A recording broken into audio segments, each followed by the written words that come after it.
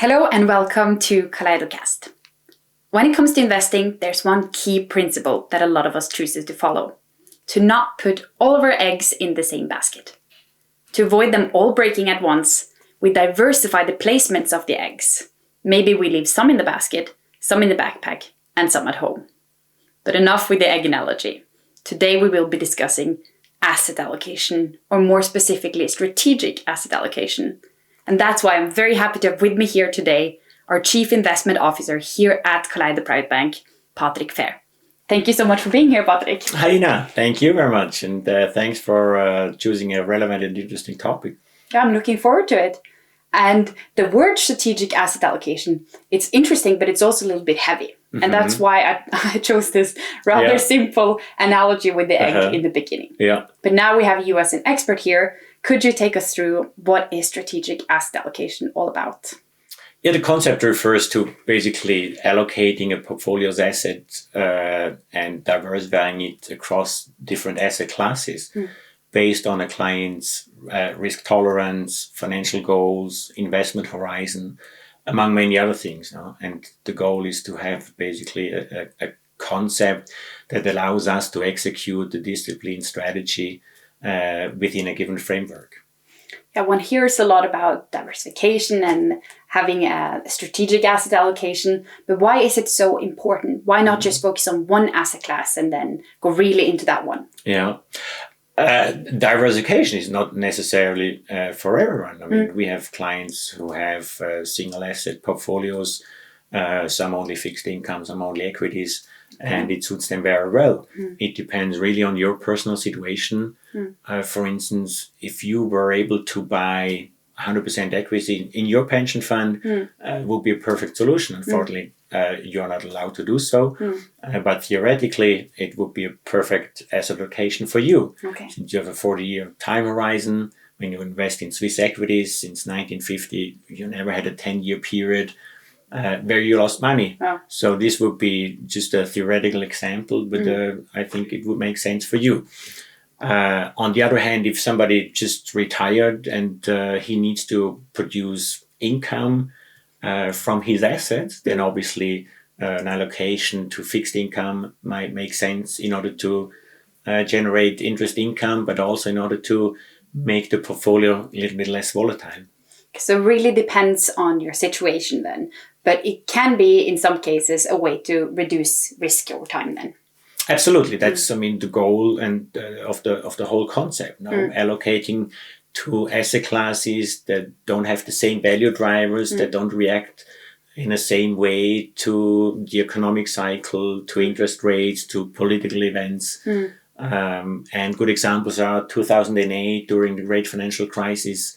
Equities had a terrible year and bonds posted positive returns. So there was an element of the diversification effect that supported the portfolio.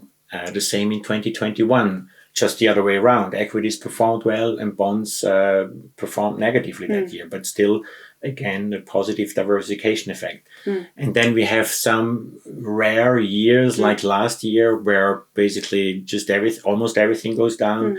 And the portfolios don't benefit from diversification. But this is really a 1 in 20 years event, and shouldn't prevent an investor from seeking a certain level of diversification. Yeah. So it's really a little bit of a balancing act then. Absolutely. If one asset class performs badly, then maybe another one goes well, and then you keep on the same level. That's exactly the whole concept of diversification. Yes. Yeah. Okay. And you mentioned 3 important things to consider when it comes to asset allocation in the beginning. Could we go back to those 3? Yes, absolutely. I mean, the first is the financial goals. I mean, what does the client want to achieve with his portfolio?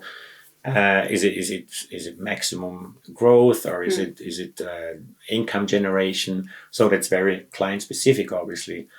Also, the risk tolerance. If somebody can stomach fluctuations of 30% plus, then obviously we can allocate more money to asset classes that have historically at least displayed higher volatilities. and see obviously the investment horizon, which we discussed before in the example with your pension fund, is as important as the other two that I mentioned. Yeah. Okay, so considering these three things, really reflecting upon them, and then allocating assets, and then what? Can I just then relax, sit back, enjoy? You can relax, and we do the work in between. Yes, no, it's important to maintain the framework. No, so it's as important as to set it up initially, but to maintain the framework, to check is the asset allocation still in line with your financial goals, with the situation where you are in your life. And that's important. Also, applying a structured way of rebalancing the different asset classes. I think that's as important as the setup. And obviously, we take care of that for our clients, so they don't have to care about that themselves. Yeah. So really, leaving it to the expert saves you a lot of hassle and time spent. Exactly. Yeah. Of course, that's what we're here for. And what is the investment philosophy that we have here at Kaleido? Yeah, we encourage our clients also to consider diversifying across investment strategies and not only across asset classes. Okay. Because we find a lot of good strategies out in the market that we source from our network, and we do diligence them, and we use them as building blocks in portfolios that we design in order to have special risk-return characteristics. So one example is a strategy we call Protect and Grow, where we want to achieve real returns over the cycle. And there we have building blocks that are not necessarily along these traditional lines. So, for instance, a merger arbitrage fund that invests in equities of takeover targets has pretty much the same risk return numbers historically as a fixed income fund. So same return, pretty much same risk.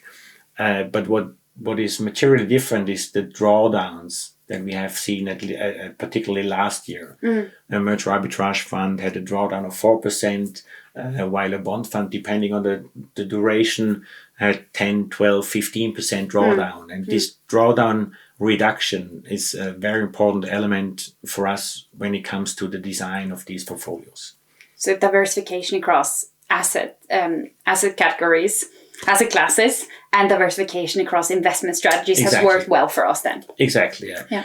And also consider the situation that many of our clients still diversify across asset classes. And when they have a portfolio with us, we diversify across investment strategies. So overall, they add just another layer of diversification, which is a good thing to do, I think. Yeah. Okay. That's very interesting.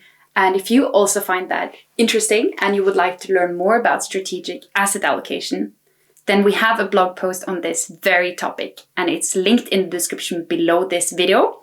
And there you will also find some instructions for how you can contact us at Kaleido to figure out more about this. And with that, I would like to say thank you so much to you, Patrick, for being here. Thank you, Martina. And thank you to you there at home for watching. See you next time on KaleidoCAST.